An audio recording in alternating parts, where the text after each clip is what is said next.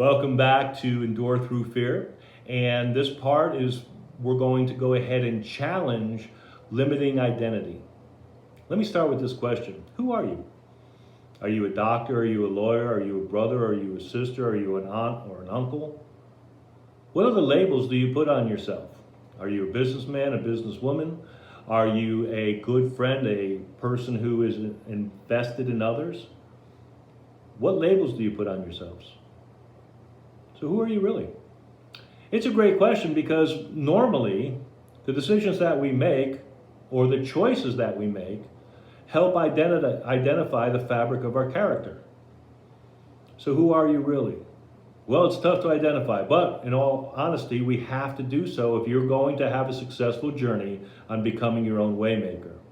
I can't think of any other way of showing you this without first telling you a little bit about my path and how I started to identify myself.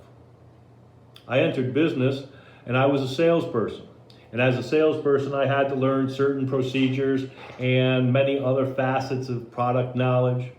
And I became engrossed and immersed into all that process. So I started becoming, in my mind, a salesperson of X product.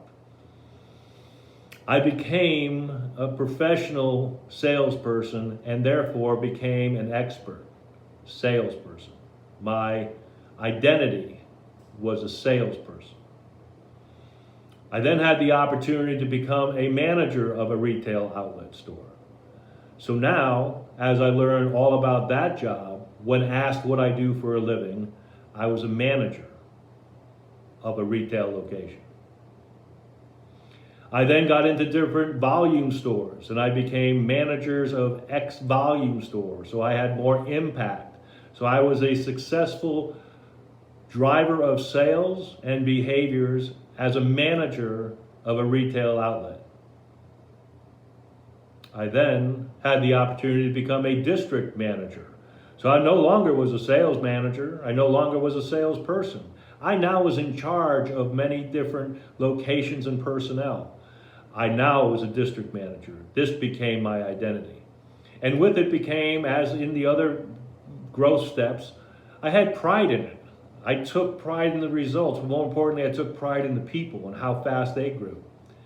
So all of the successes and all the choices that I made started to envelop my identity and they started to become the job. So like many of us, when they become the job, we start to really accentuate our emphasis on what we do that's successful.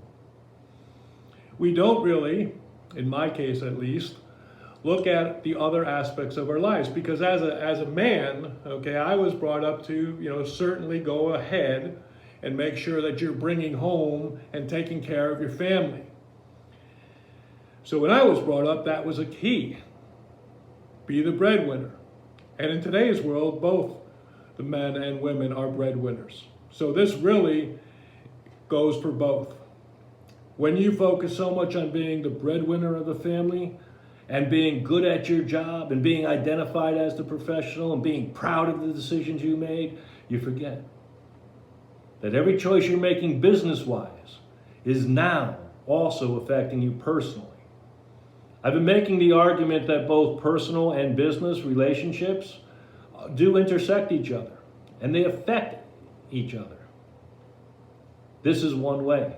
When your identity is more wrapped up in business based on your successes, based on what you believe to be true, you are forgetting the real you. But that's natural, or so we tell ourselves. So when you want to go ahead and start to focus on your identity, as I started to realize as a district manager, and I started saying, all right, what's valuable here? All right, I'm not home a lot. But, now as a DM, I have a little bit more of a flexibility. So, yeah, I'm pretty happy in this job, and I'm relatively good at it. And so I think that, this is probably as far as I want to go. And so I became very good at it. And then I got a little bored. And then came a regional manager's position. Well, regional manager, that's good stuff right there. And it was.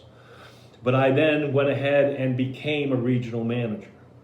I oversaw many states, I oversaw many people, I did a lot of different things. And it was a fantastic job, absolutely amazing. But I became that job. I became the regional manager. My point to all of this is as you start to become your job, you get farther and farther away from who you truly are. Let me say that again. As you go farther and farther away and become successful at your job, or focus more on your job, you're farther away from who you are supposed to be. Who is the real you? As I started this, I said, who are you really? Because we all don't know. We make choices. I made a choice to be a store manager. I made a choice to be the DM. I made a choice to be the regional. I didn't have to. I could have turned those positions down. I could have turned down being a recruiter. I could have done all those things. But they were a choice because they had benefits. The benefits of having each job and moving up were financial, as well as allowing me to establish a lifestyle that I wanted, so on and so on. Now, if you've really been listening to what I've been saying, I've used the word I a lot. What I wanted, I was promoted, I did this, I did that. Only once did I allude to my home life. I was my job. Complete, all in, 100%. My identity was limited to my job. I thought by all rights that I knew exactly who I was and what I was doing, and that was exactly true for half of my life. I didn't know the other half. And so when I went to look for the other half, when I started to integrate myself to be home, I wasn't even part of what was happening at home. I lived in airports, I lived on airplanes, I came home, I was tired, whatever the reason. I was there, but I wasn't there. I was home, I was underneath the roof, but I was not home for my wife and family. I was not making any effort to find that other part of my identity. Therefore, I had limited identity. That's what I'm saying. So I had to challenge it. And unfortunately, I had to challenge it when my job position started changing. For every time one changed, I was moving up. But when I made a lateral move, which was still exciting, but I wasn't in that same line of growth. I was no longer regional manager in charge of a lot of people. The ego was huge. I had status, I had impact, but that's all I had.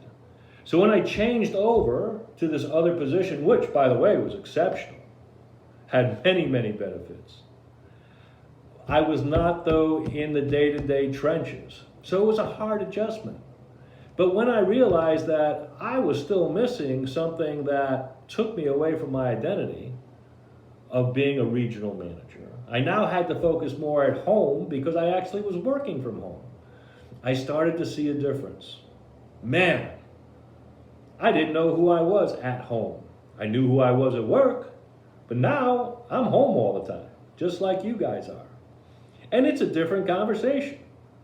You don't have tons of things happening, okay, relative just to business.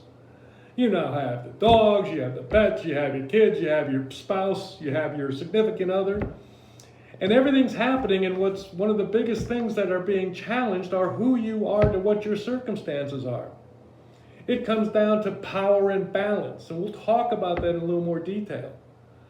But identities today are being challenged. They're being challenged by our environment. And since we were singular mindset of our own identity, we forgot the most important part of our identity, the balance at home.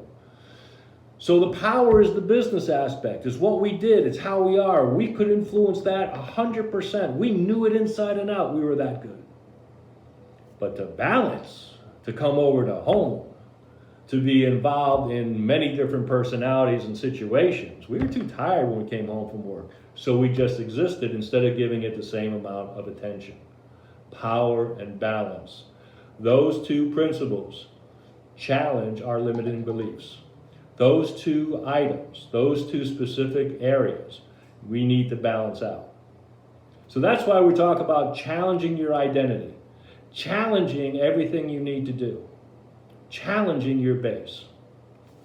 Listen, very key factor here. Everybody, identity is choice. I chose to be in different parts of my growth pattern for my career. But as I went this way, I eliminated that. Talk more about the power and balance in our next segment. I want to thank you so much for joining me again. I want you to know I'm so excited for tomorrow. I'm so excited every time we talk together. I look forward to your growth, and I look forward to my growth as we share stories. Thanks so much. Talk to you soon. Be excited for tomorrow. Bye.